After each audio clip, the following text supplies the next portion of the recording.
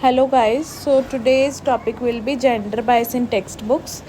So gender bias in textbooks, it is very important कि जो equal treatment है वो मेन और वुमेन दोनों को दिया जाए।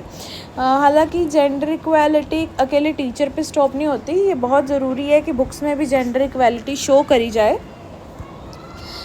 बुक्स में क्या होता है, मोस्टली जो मेन और वुमेन हैं उनके स्टीरियोटाइपिकल रोल्स दिखाए जाते हैं। जैसे वुमेन जो है वो घर का काम करती हुई दिखाई दे रही है या बच्चों को संभालती हुई दिखाई देती है, और जो मेल हैं वो क्या है, लीडरशिप और प्रोफेशनल रोल्स में दिखाई देते हैं। उनको ऐसा दर्शाया जाता है, बुक्स में ऐसा शो किया जाता है।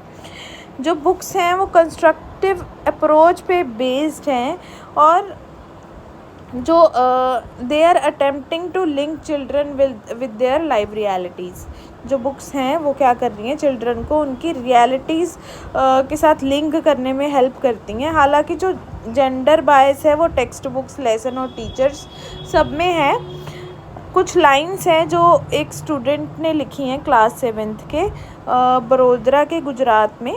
उसने क्या लिखा है कि in my textbook I have learned only man are kings and soldiers. उसने लिखा गया है कि जो मेरी टेक्स्ट बुक हैं उसमें मैंने क्या सीखा है कि ओनली मैन ही किंग्स और सोल्जर्स हो सकते हैं।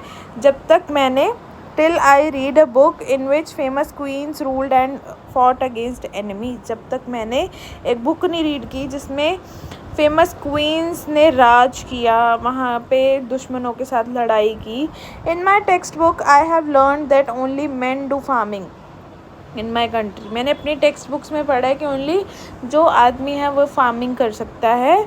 जब तक मैंने एक ट्रेन जर्नी में वुमेन को काम करते हुए नहीं देखा। I have to learn a lot by seeing. मुझे बहुत कुछ सीखने की ज़रूरत है देख देख के। So how we can remove this gender bias in text book. हम इस जेंडर बायस को कैसे रिमूव कर सकते हैं? So there are various methods. For example, first one is political will.